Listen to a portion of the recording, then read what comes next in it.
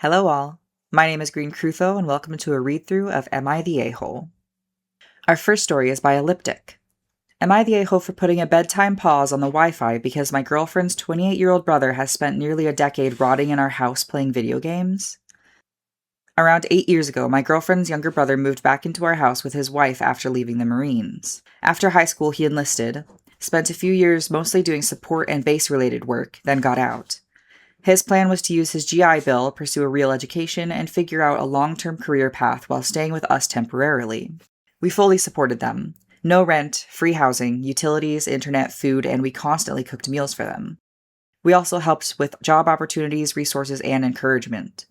The problem is that temporary slowly became years. He never committed to school, never held a serious job, and slowly spent almost all his time gaming. He stays up until sunrise, wakes up around 3 p.m., and avoids people whenever guests come over. Meanwhile, his wife worked full-time as a cashier supporting both of them.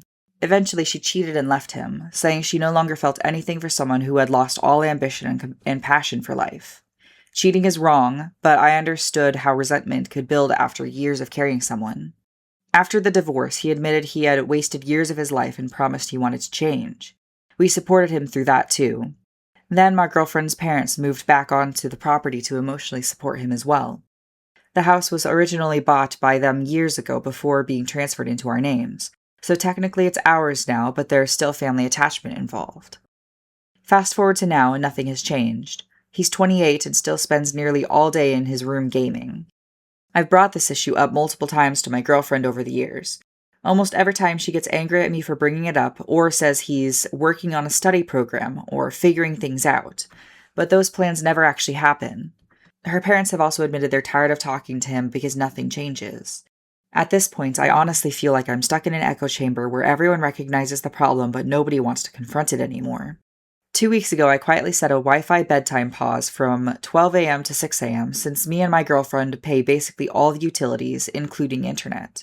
Honestly, I thought it would affect nobody except him because everyone else sleeps like normal adults. My girlfriend got upset because I did it without telling her.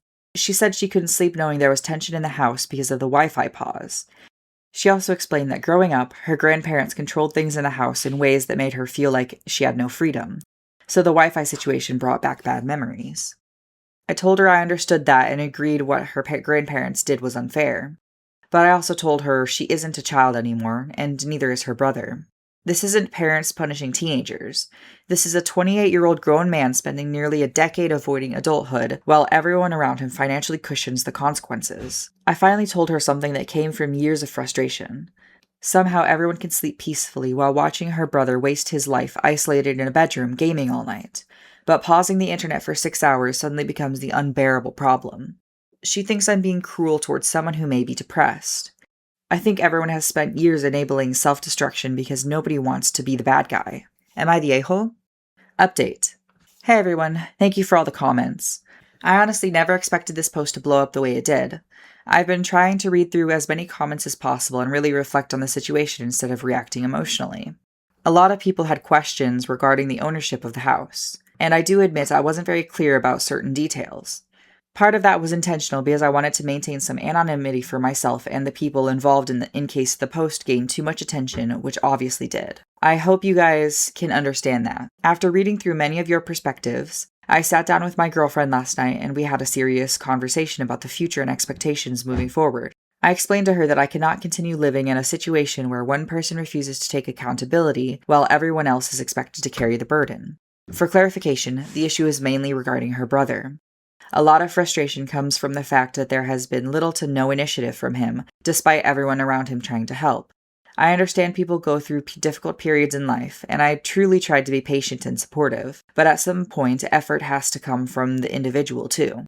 I told my girlfriend that if nothing changes, then we will need to separate living arrangements and I will move out. As difficult as that conversation was, I felt it was necessary because this situation cannot continue indefinitely without structure, accountability, and an actual effort being made. The plan moving forward is to establish real deadlines and measurable steps for her brother to start addressing his situation instead of continuing to avoid it. As many commenters pointed out, VI resources will be the first thing we push him toward pursuing immediately. After that, we discussed career workshops, employment assistance programs, and other resources that could help him get back on his feet and build some long-term stability.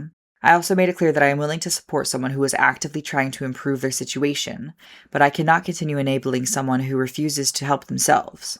I care deeply about my girlfriend and her family, which is why I stepped up and stayed patient for as long as I did. But I've also realized I need to protect my own future, finances, and mental well-being too.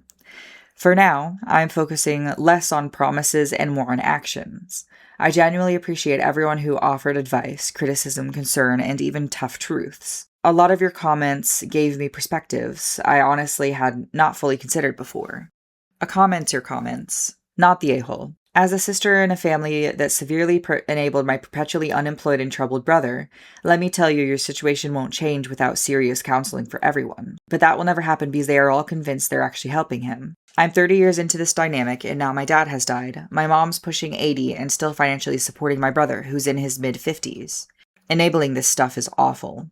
Another writer comments, this happened in my family as well. My aunt was dealing with depression and fibromyalgia, so she quit work. Soon she was bedridden and quietly addicted to opioids. Her kids were 6 and 16 when she stopped getting out of bed. My uncle supported everyone and did everything basically until my aunt died. My 2 cousins never really launched either. Neither one went to college. They both continue to live with my uncle, have only held intermittent jobs, game online all the time, and are now 42 and 32. Another commenter. This is my sister. My mom is 77 and takes care of her. She's 42. I've asked her what her plans are when mom can't take care of her, and she said, I'll figure it out. My girlfriend said there is 0% chance she's going to move in with us. This next story is by Visaria127. Am I the a-hole? I don't want custody of my sister's 3 kids. I, 29F, have 1 kid, 11F. My sister, 32F, has 3 kids, 11F, 8F, and 6F. The oldest is also autistic. About 3 years ago, my sister lost custody of her kids. The girls were split up in the system for a little over a year before our mom, 52F, got custody 2 years ago. Over the last 2 years, the girls have been really thriving. They're happy, healthy, doing well in school. Recently, my mom got some unexpected health issues that are severely impacting her mobility and energy. There is no cure. She called me last week to ask if I could take the girls so they aren't split up in the system again. My heart sank. I love my nieces, there's no denying that, and my daughter loves her cousins.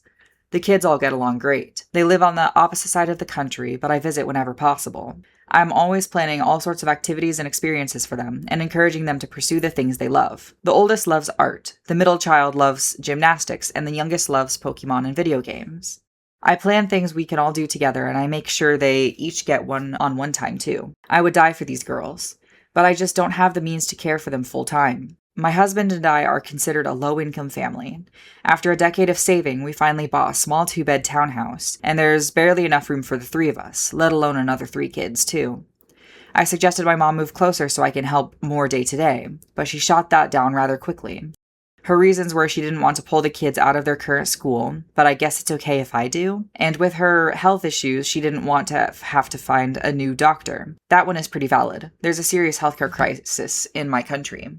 Us moving closer to them is not an option. We would both have to find new jobs, and my husband's current job has really good benefits we can't afford to lose. My mom is retired, so the only thing tying her to her current location is her doctor. My heart is breaking. I don't want to lose my nieces to the system again. I love this relationship we have, but I don't see how I could sustainably take on the 3 of them full time.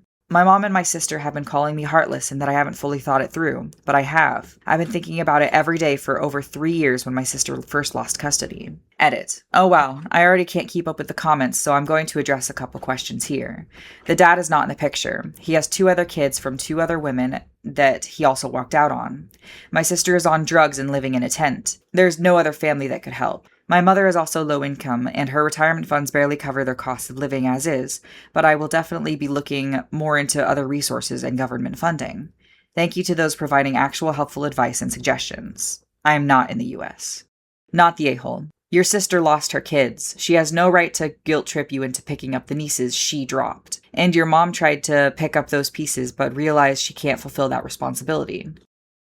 What's your husband's view on this? Because his opinion matters too. He works 60 hours a week with an hour-plus commute. He's barely home unless it's to sleep. At the end of the day, he supports whatever I decide, but I think that's because he knows it'll be me doing the vast majority of the heavy lifting.